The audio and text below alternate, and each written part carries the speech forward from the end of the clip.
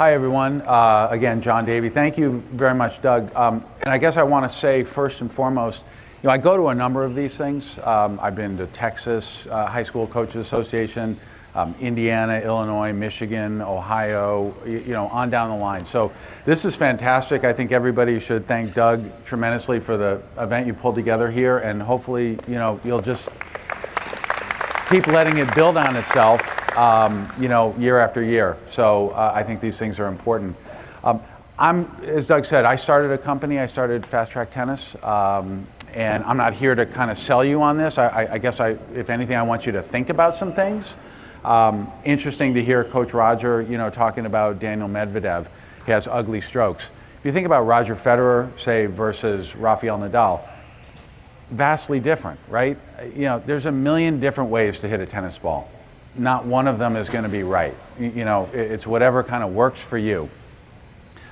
The problem with tennis is, and tennis is the greatest game in the world. I love Tottenham Hotspur, English football. I'm a big fan. But individual sport, life lessons, tennis is the best. It's a technical sport though, right? It requires a lot of repetitions in order to get good. And what I have found is that people don't like to do stuff that they're not good at, right? There's a lot of different options that are out there. You can go play pickleball, right? You can do video games, you can do, whatever. So, and I'm speaking from a modicum of experience here. I kind of came up the hard way. I taught myself to play. I'm first generation American.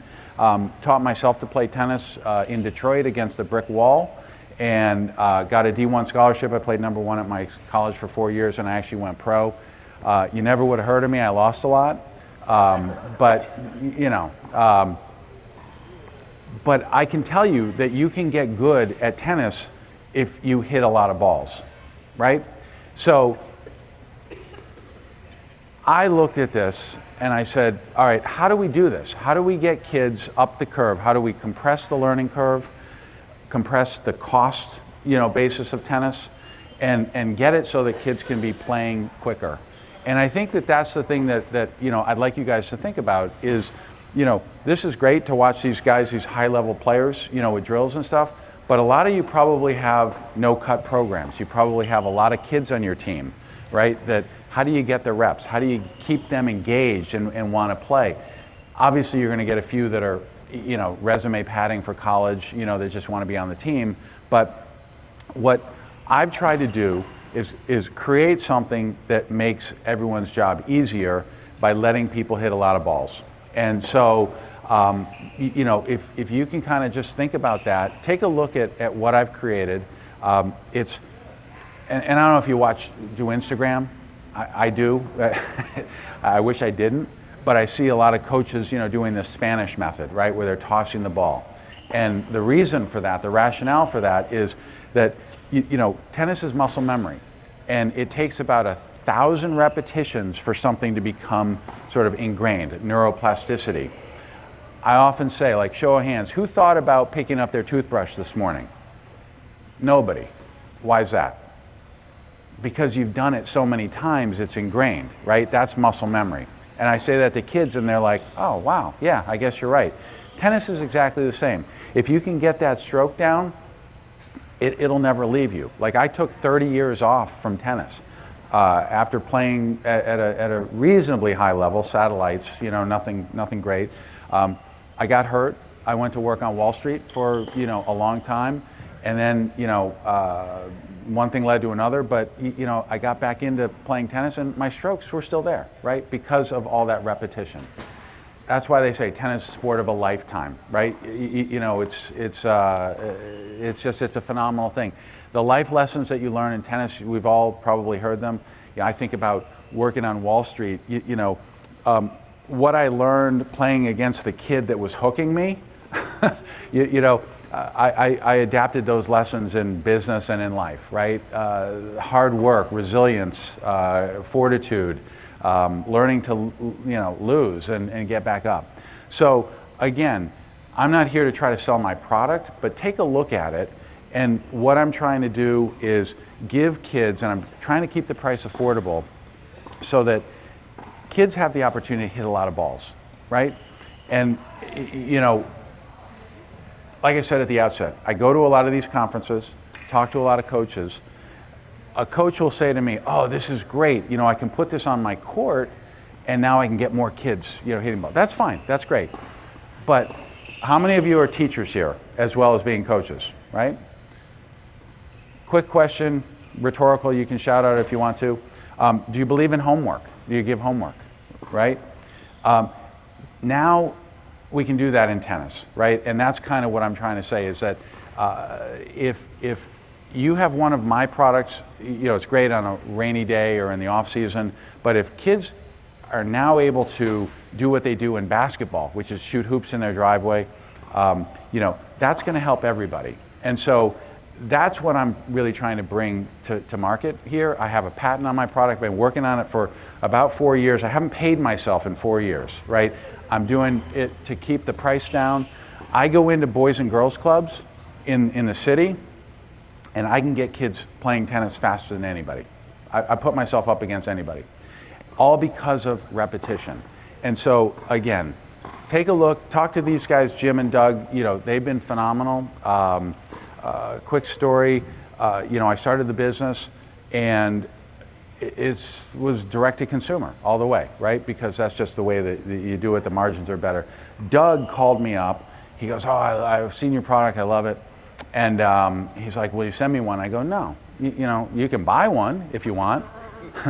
So he bought one, they put it up in the store, and I'll be damned, they sold about 200, and I was their number one SKU in their store, right? Number one dollars, number one, you know, volume. People love it. And, you know, so hats off to Doug. He's done a great job. He's done a great job pulling this together. I'm happy to answer any questions. I'm flying out of town, so I got to hit the road.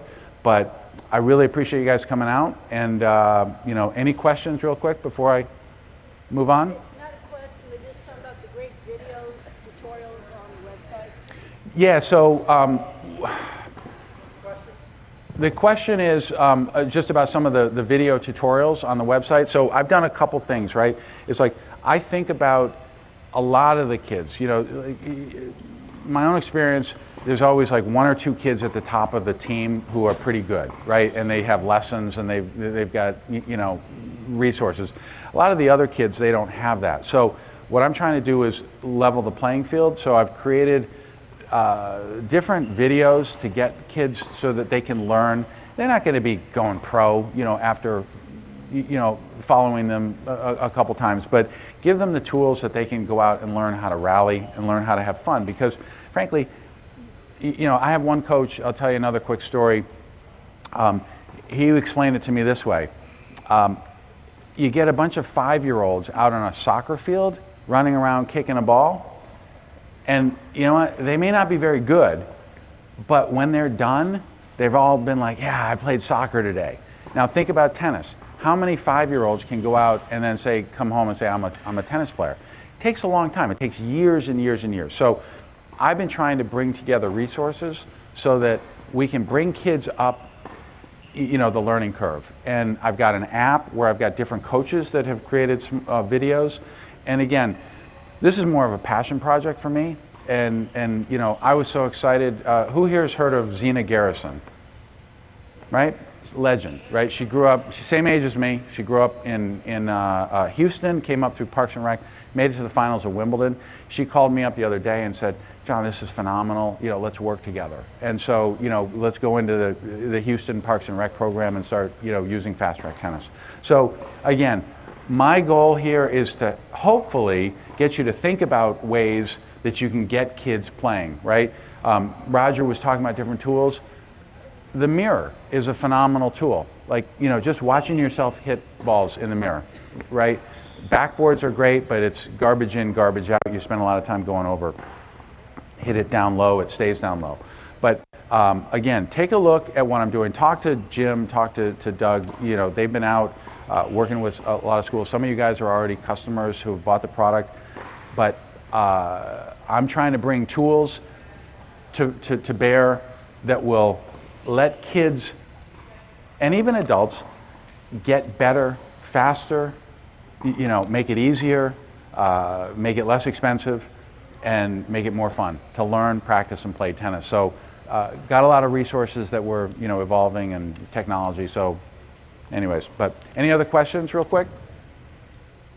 Thank you again for your time, and thanks for Doug and Jim and the club for hosting us.